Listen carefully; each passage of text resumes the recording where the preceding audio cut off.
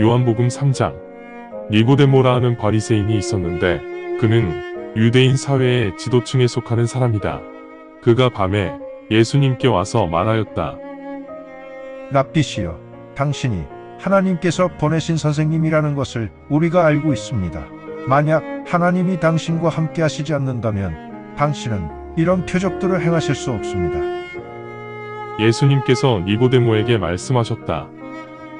아주 분명히 내게 말하노니 사람은 다시 태어나지 않는 한 하나님의 왕국을 결코 볼 수 없다. 니고데모가 예수님께 말하였다.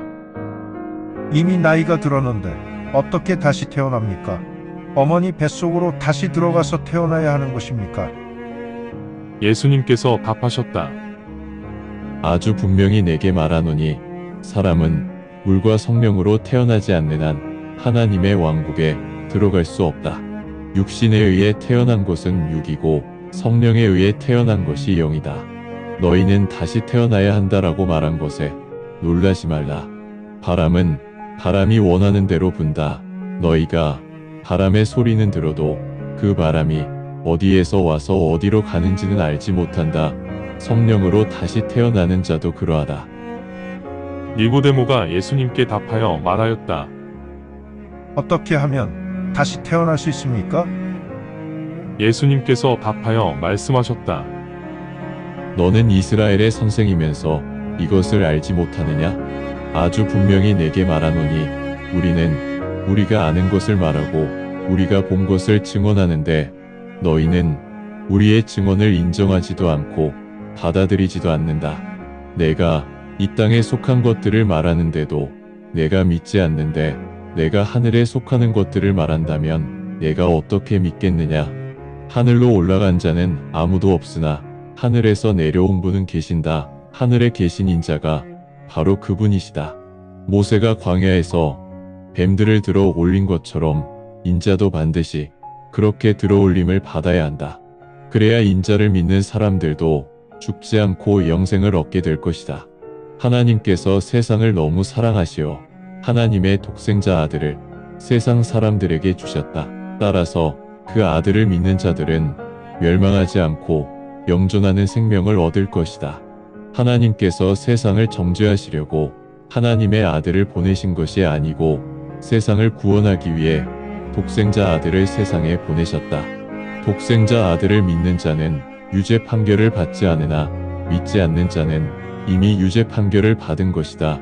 그래서 이들은 하나님의 독생자 아들의 이름을 믿지 않는 것이다.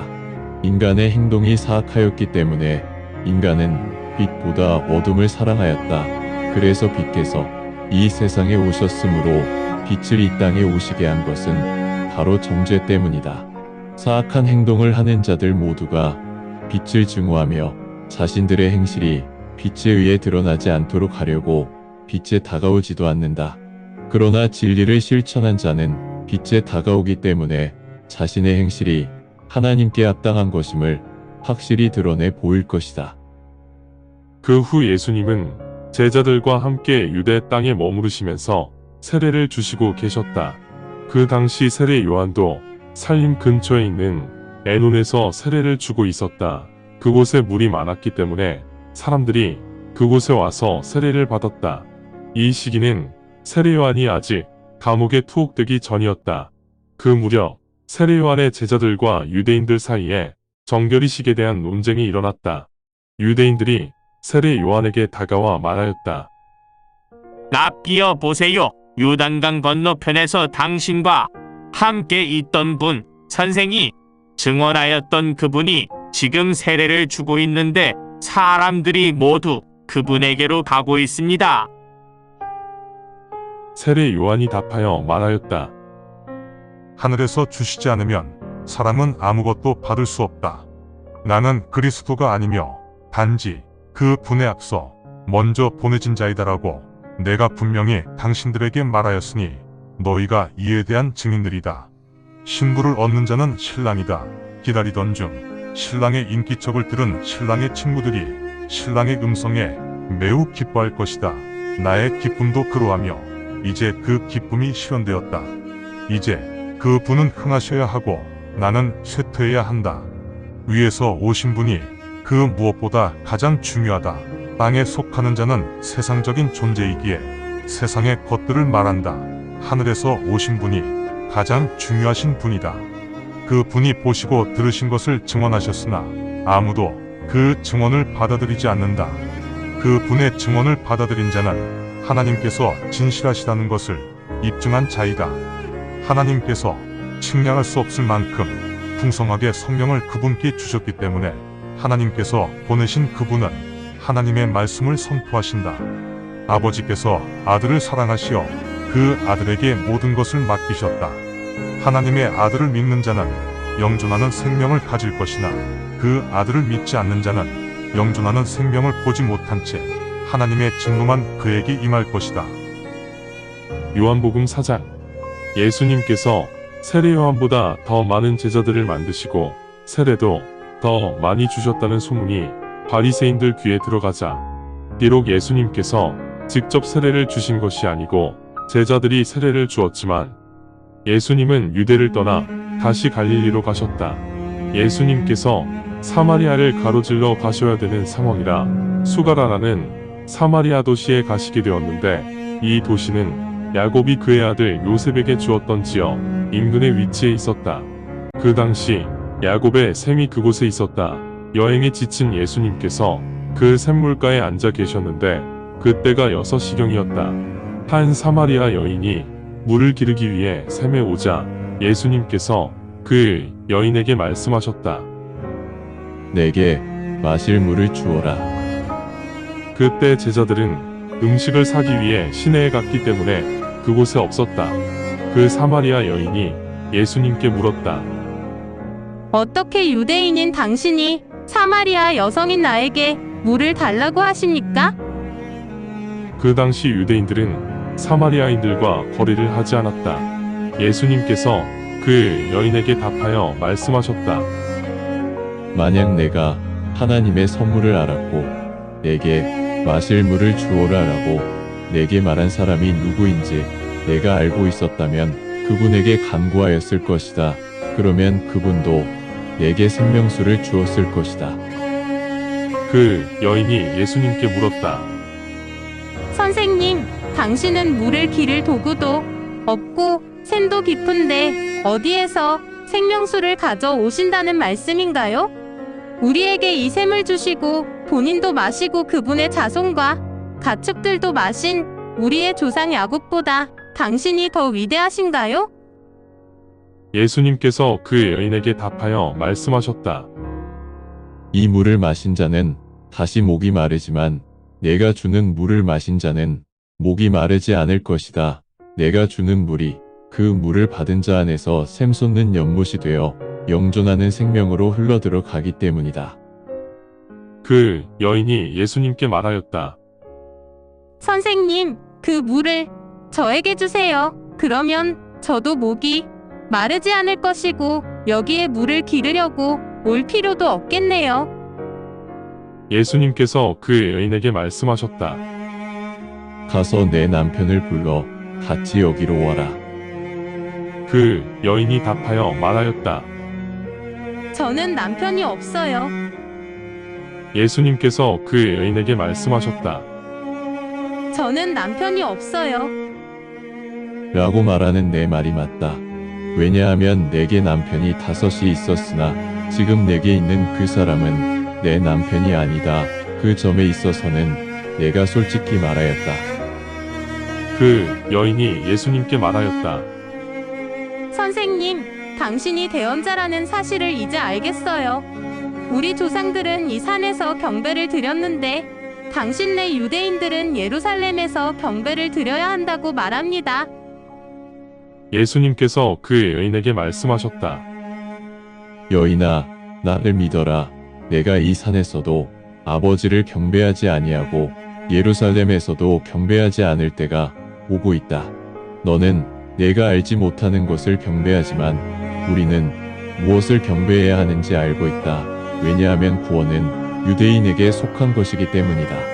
그러나 그 때가 다가오고 있다. 참된 믿음으로 경배하는 자들이 영과 진리 안에서 아버지를 경배해야 할 때가 바로 지금이다. 왜냐하면 아버지가 이렇게 경배하는 자들을 찾고 계시기 때문이다.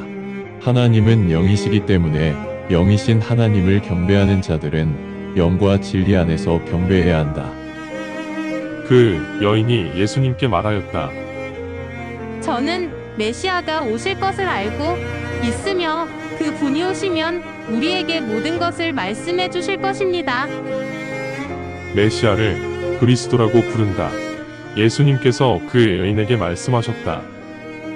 내게 말하고 있는 내가 그분이다. 그때 제자들이 돌아왔는데 예수님께서 한 여인과 대화하시고 계시는 것을 보고 놀랐다. 그러나 필요한 것 있으세요? 아니면 왜 저 여인과 대화를 하십니까? 라는 질문을 아무도 하지 않았다. 그때 그 여인은 물 항아리를 놓아둔 채 시내로 들어가 사람들에게 말하였다. 내가 살면서 했던 일들을 모두 말하시는 분이 있는데 이분이 그리스도가 맞는지 와서 한번 보세요. 이 말을 들은 사람들이 마을에서 나와 예수님께로 다가왔다. 한편 제자들이 예수님께 재촉하며 말씀드렸다. 납비여, 식사하십시오. 그러자 예수님께서 제자들에게 말씀하셨다. 내가 먹어야 할 음식이 또 있다. 그런데 너희는 그 음식이 무엇인지 알지 못한다. 그러자 제자들이 서로 중얼거렸다. 누가 예수님께 음식 사다 드렸어? 예수님께서 제자들에게 말씀하셨다. 내 음식은 나를 보내신 그 분의 뜻을 실천하여 그 뜻을 이루고자 하는 것이다. 추수하려면 아직 넉 달이나 남았네라고 너희가 말하지 않느냐? 하지만 보아라, 내가 너희에게 말하노니 눈을 들어 들판을 보아라. 저 들판이 이미 하얗게 변하여 이제 추수할 때가 되었다. 추수한 자는 품삯을 받고 영생의 열매를 거둘 것이며 씨를 뿌린 자와 추수한 자 모두 함께 기뻐할 것이다. 따라서 한 사람은 뿌리고 다른 사람이 거둔다 라는 말은 사실이다. 나는 아무런 수고도 하지 않은 너희를 보내어 추수하고자 하였다. 다른 사람들이 수고하였고 너희는 그들이 노력하여 맺은 열매에 동참하게 되었다. 그분은 내가 했던 일들을 모두 말씀하셨다. 라고 간증한 그 여인의 말 때문에 그 마을의 많은 사마리아 사람들이 예수님을 믿게 되었다.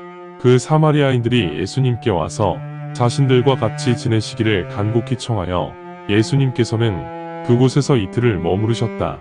예수님께서 직접 하신 말씀이기 때문에 더 많은 사람들이 믿게 되었다. 그들이 그 여인에게 말하였다. 이제 믿게 되었다. 당신이 말해서가 아니고 우리가 직접 그분의 말씀을 들어보니 이분이 진실로 세상의 구원자 그리스도이심을 알게 되었다. 이제 이틀이 지나 예수님은 그곳을 떠나 갈릴리로 가셨다. 대언자는 자신의 고향에서는 존중받지 못한다고 예수님께서 스스로 증언하셨기 때문이다. 예수님께서 갈릴리에 도착하시자 갈릴리 사람들은 예수님을 환대하였다. 왜냐하면 갈릴리 사람들도 명절을 지키려고 예루살렘에 갔었는데 그때 예수님께서 명절에 행하신 일들을 그들이 보았기 때문이다. 예수님은 다시 갈릴리 가나로 가셨다. 가나는 예수님께서 물로 와인을 만드신 곳이다. 그 무렵 가버나움에 한 귀족이 있었는데 그 귀족의 아들이 병에 걸려 있었다. 예수님께서 유대를 떠나 갈릴리로 들어오셨다는 소식을 들은 그 귀족이 예수님께서 손수 내려오셔서 자기 아들을 치료해 주실 것을 예수님께 간청하였다. 그러자 예수님께서 그 귀족에게 말씀하셨다. 너희가 표적과 이적을 보지 않고는 결코 믿지 않는구나. 그 귀족이 예수님께 말하였다.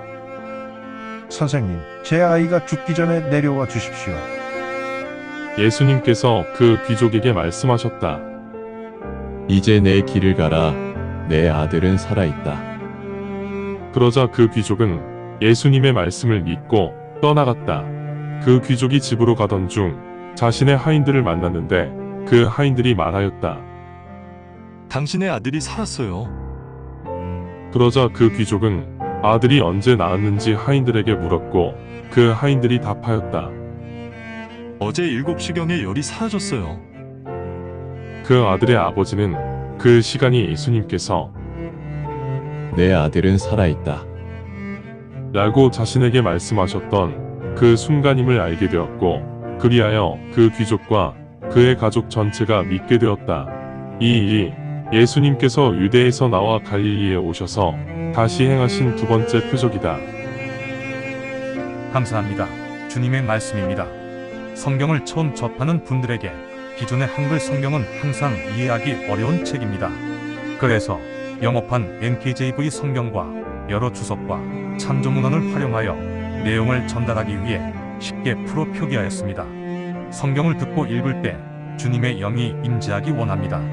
택함을 받았으나 그 사실을 모른 채 아직 어둠에서 방황하고 있는 어린 양들이 이 동영상을 보고 들어 주님의 새 언약을 확신하고 소망함으로 하나님의 백성이 되어 주님의 나라에서 영원 무궁토록 권세를 누리며 살기를 간절히 원합니다. 아멘.